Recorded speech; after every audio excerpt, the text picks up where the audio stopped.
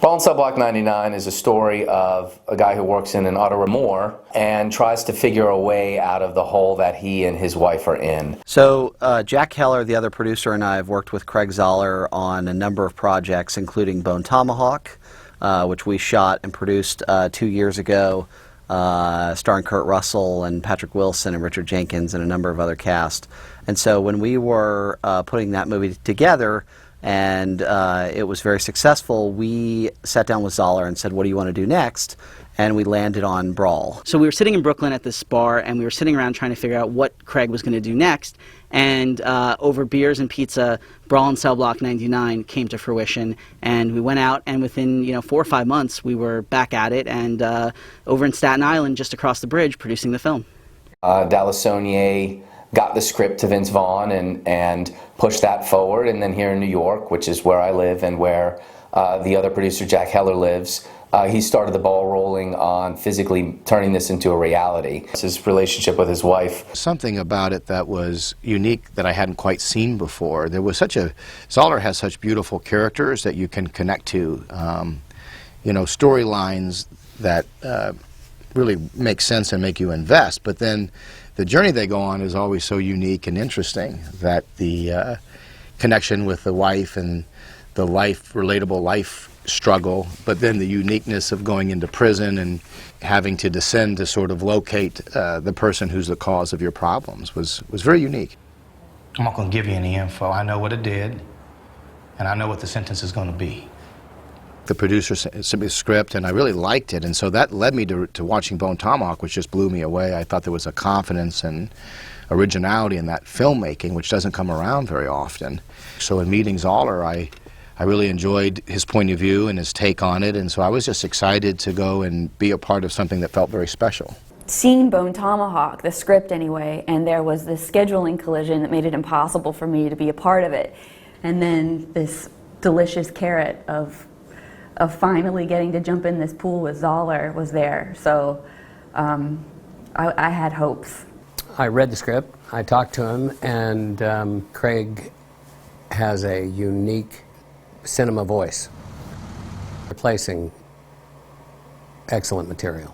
Working with Vince Vaughn was terrific, and it's really interesting. He asked me the first time we got together why I thought of him for the part, and first was my impression that he was a good actor and was very real in scenes and kept things small and subtle and in a way that I appreciate, and did all the internal work.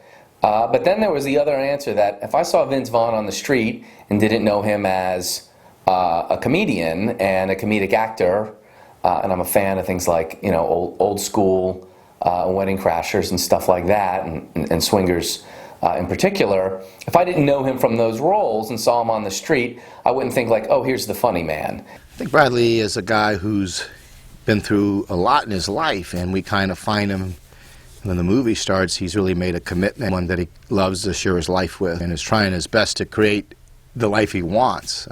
But it's sort of on hard times when things start, and then sort of a redirection of his wants. The first thing I directed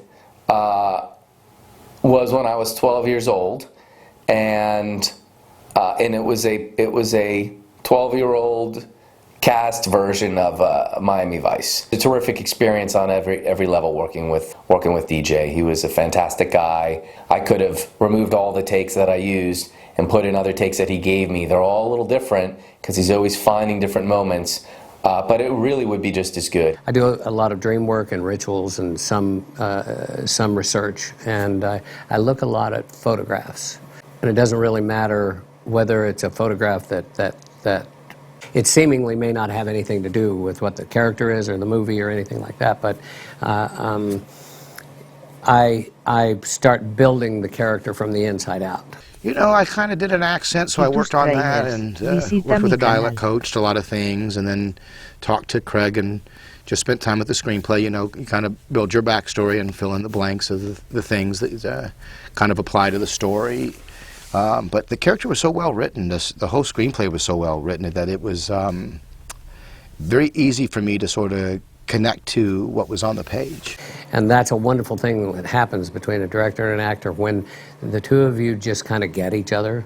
Then there's a whole lot of surprises can happen. And from the very first day that we worked together, I saw something in a scene that wasn't written, and I brought it to the scene, and he loved it. And from that moment on, we've just kind of danced from there. I've been a fan of Jennifer Carpenter's for a very long time. She's just a phenomenon. There's only so much work you can do before you get to set. And I have found more than in any other job, it's kind of like just taking a shovel to all that work and getting rid of it, because it's a totally different animal than you can imagine. You really have to take Zoller's word, and luckily for a long time, he's had my complete and total trust. I really like Carpenter. She was great. I really just enjoyed my time with her. She has a great depth and humanity to her, and great work ethic. So it's very easy to be in those scenes with her. Don Johnson was terrific. He was so cool. Was really committed as well, and enjoyed working with him. Vince he's a very good actor. He has a very sort of organic method of getting there, and I think people are going to be surprised. I feel like the guy, is made for this movie. It's really impressive for someone who can be so he's kind of ambidextrous that way, to be able to do what he does in the comedy world, and then also the strength he has as a dramatic actor.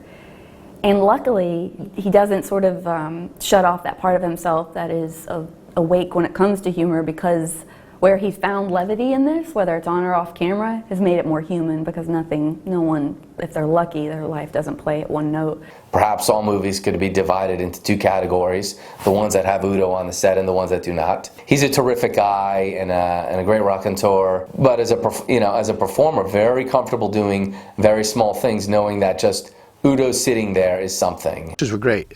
Jack and Dallas both were, they're filmmakers themselves, so they really created a good atmosphere on the set. I know they were under a lot of pressure. There was obviously real budgetary concerns and time and schedule, especially when you're ambitious to do a movie like this, but they kept a really good atmosphere on the set, and we were not, privy to those things. We kind of got to go to work and feel like the environment was set up for us to do our jobs. These guys are just remarkable. They also know how to make movies. Obviously them and Zoller have a very cohesive working relationship, and it was a fun team to be a part of. It's a real filmmaker's environment. That kind of took me back to my early days of shooting independent films and stuff like that. The excitement to be a part of this story and to work with him was really the motivating factor. So I didn't really consider it much, other than we were excited to be doing this kind of material with a filmmaker like Zoller. They were kind of seamless, the action and drama. I think they were pretty well connected. You knew the stakes of what was, at the core of this character's drive, and so the action really, I think, as they do in the best kind of movies with their action, it really plays into the want of the character. So they really felt kind of connected, and then the eye that Zoller has and the style in which he did it was very fun to be a part of. Drew Leary and his guy Corey, who worked on all the Wing Chun stuff, and all the actors. So it was really like it was a creative collaboration for all of these things.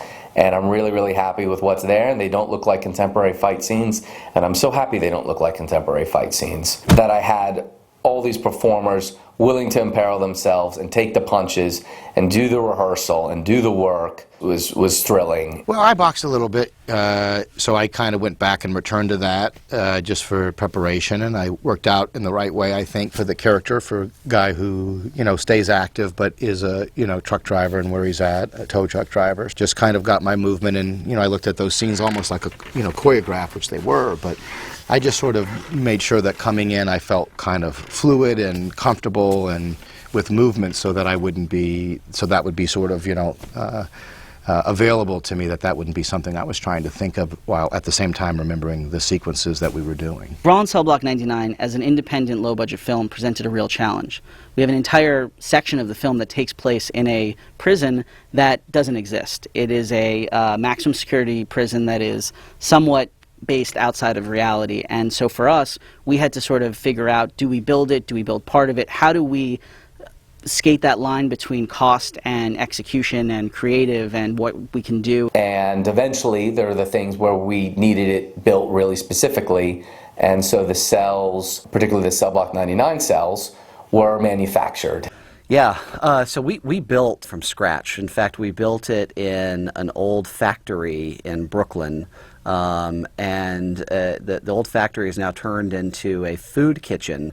And so as we're like shooting these intense cell block 99 moments, all we can smell are chocolate chip cookies being baked, and it was pretty great. And then the company that made the cookies came down and gave us some. It was pretty awesome. That whole cell that Vince is in cell block 99 is a total set, totally built by us. But then when he walks out of the cell, you've got these great sequences with these hallways, with these archways and long corridors, and you've got this rec room and all these amazing things where this old stone and just massive scale, and all of that is actually a place called Fort Wadsworth in Staten Island, where we retrofitted walls and all these kinds of things to make it look like cell block 99 in this old prison. But one thing that we found out once we had our plan organized was it was a historical site. So you couldn't actually nail anything or attach anything to the walls. So everything had to be pressure fit and like perfectly matched to the T. I mean, it was crazy what Freddie and his team had to pull off, but it's so seamless when you watch the film. The ingenuity and the independent spirit that went into crafting Cell Block 99 and Red Leaf Prison on this film really brought it together and makes for an incredible third act. Vince, as Bradley, has a bit of a run-in with his car. We spent hours and hours and days trying to figure out how is he going to destroy this car and all these pieces. And so using different fabricators and different styles and systems and all these things you could possibly imagine and materials, we spent weeks on this. I mean, literally. And for a low-budget film, this became sort of this big, hairy animal. And we did test after test. And so we, set this up in a way where Vince himself could actually destroy this car. Craig was really specific in everything that we have Vince doing as much as possible. And so when you see that car get destroyed, we set it up in a way where Vince is really punching real metal and real glass and all this kind of stuff. And it really shows on screen, which is really an exciting thing for the audience. I think people are going to be really impressed at the commitment that is made to showing things practical in this film. Zoller, Jack, myself, we've all been fighting to get to this moment where we're making bigger movies and we're always moving up the ladder. And it's fun because we can bring our crew with us and work with some of the same casts that we love and really trying to build a business out of it. But we think this movie is going to be a tremendous success. We think people are going to fall in love with the characters, and the fight scenes are going to knock their socks off.